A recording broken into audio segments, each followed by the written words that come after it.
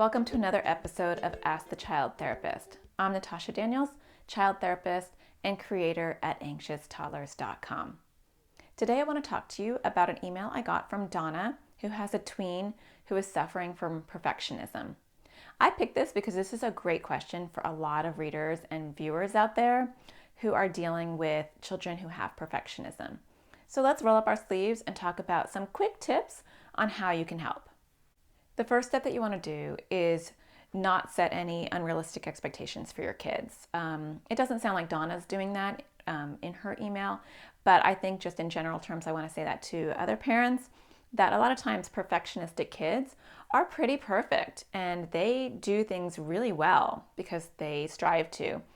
And so sometimes the bar is pretty high for them, or expectations are pretty high, or they're put into really high stress situations or high academic environments because they can do it. But you want to make sure that those expectations aren't too high, that you're causing additional stress. I will say that more often than not, when I work with perfectionistic kids, the drive to be perfect is coming internally, and it's typically not coming from the parents or other people. It's something that a child can just have. But that being said, the first step is to not put on any additional stress. The second tip I can give you is go over with your child what if scenarios. And this is what I do with kids in my practice who have who strive to be perfect. I'll say, well, what will happen if you don't get a great grade on that? What would happen if you get a B? Or you didn't do awesome on a test? What's the worst that can happen? And so go through that, because normally what their anxiety is telling them and what is, reality are two totally separate things. What's the worst that would happen if you're late to school? Okay, so you'd be late, and then walk through that with them, and you'll find what the source of their anxiety is. And typically it might be, I don't want to get in trouble. And then when you really walk down that path with them, it's really not that bad. Whatever is going to happen is not that bad and doesn't warrant that much anxiety. So go through what if scenarios with them and help them process reality versus anxiety's perception. That will help. Tip number 3 is talk to them about how mistakes are actually what makes us more perfect. And I talk to kids about that. And this is really an older conversation, not with those little kids who are trying to be perfect, but for your older kids, talk to them about how if you don't allow yourself to make any mistakes, you don't grow. And sometimes that's a weird concept for kids and even adults.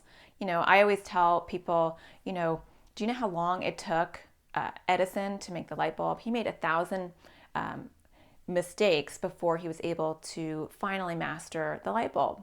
And we're all really appreciative that he did that and he stuck with it, because otherwise we wouldn't have light. So that's a really good thing.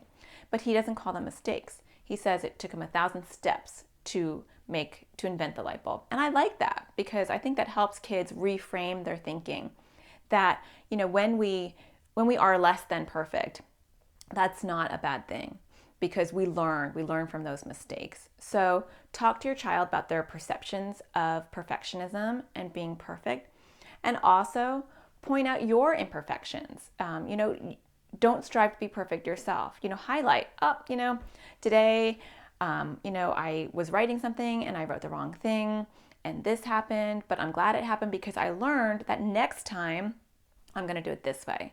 You can teach your kids through life lessons, and that's great. I was telling one kid in my practice the other day, one time I took my keys and I was putting groceries in my trunk and I dropped the keys in the trunk and then I got locked out. And it was a nightmare and I was really unhappy.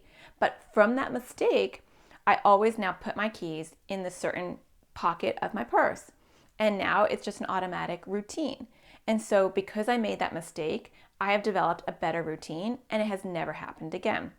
And so we learn. So I think having those kind of conversations with your kids can help. This will take a long time. And so it's not like if you do these things all of a sudden, wow, your child is, their anxiety is reduced. But over time and having lots of these conversations, that can definitely help. I would also say try not to help them make things perfect. And this is a little bit geared more towards younger kids, but Donna, I'm sure you can do this also with your daughter, is, sometimes make things less perfect. If you have a little child and they're, stacking something up and they want everything perfect, you can go ahead and you can move one a little out of the way. Or if they're drawing and they're trying to get everything perfect, you can say, you know what, it's okay if you, be creative. It doesn't have to look exactly like that. For older kids, I was actually just talking to somebody about this in my practice last week. I was saying, being perfect comes into two parts. There's perfectionism in the time that you have allowed. And so, that's a two-parter. You can do the best job that you can with the time and ability that you have. And so a lot of times that means being less than perfect, because you can't spend 5 hours on every homework assignment. That's not realistic. And so you might have to spend only a certain amount of time on each homework assignment and give it your best within that time frame. And so you want to teach your kids to do their best within their limits. And I know this all kind of sounds rather philosophical and not very concrete, but it's those kinds of conversations that will help your kids. Little kids, it's easier because you can kind of, in their play, show them, to do things less than perfect. When they're lining things up, you can kind of move things around. And yeah, that is super annoying and rude, but it actually does help. It helps get them desensitized to things that are less than perfect. Or if they're spending all their time trying to get things, lined up, you point that out and you say, let's just make it all crazy, because you want them to get used to things that are not absolutely perfect. Third and final tip is I always like to personify anxiety. And I know I talk about this a lot. And I'll leave links below to articles that I have on perfectionism. I have actually an article on that already that you can look at, and personifying anxiety. But, if you make it something outside of them and you say, look, this is a type of anxiety, and you have an anxiety that's telling you that everything has to be perfect, that you have to be on time, that everything has to be awesome and no mistakes. And we're going to name that. We're going to name that problem, because that's actually an imperfect problem. And if you're striving to be perfect, you have to accept that you're not perfect, because nobody is. And so I always tell kids who, strive for perfectionism that they're imperfect like everybody else, but because they think they're perfect, that's actually even more of an imperfection. I know that's like makes your head spin, but it helps sometimes. So I would tell them, let's call it like Mr. Perfect, and Mr. Perfect is bugging you. And even for tweens and teens, this is kind of a funky, fun way to talk about anxiety. And so you can say, I think Mr. Perfect is bothering you again.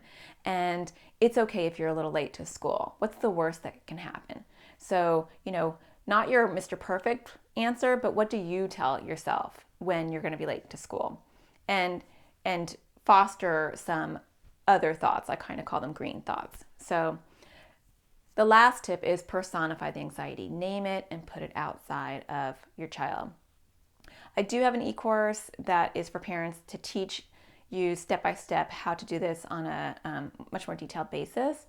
And perfectionism is definitely one of those things that we do talk about in that course. So if you're looking for some additional resources or support besides these videos and the articles that I have, feel free. I'll leave a link to my e-course, How to Teach Your Kids to Crush Anxiety. And I also have a book, Anxiety Sucks, because it does, a teen survival guide. So I'll leave those resources below in the article, and maybe the article will help as well. But I hope that these quick tidbits give you a little bit of support, and I appreciate you sending in your question. If anyone else has questions for the next episode, feel free to email me at anxioustoddlers@yahoo.com. In the subject line, just put Ask the Child Therapist, so that I know it is a question coming for this series, and I will be talking to hopefully maybe you next time. For now, have an awesome week. I'm Natasha Daniels, and take care.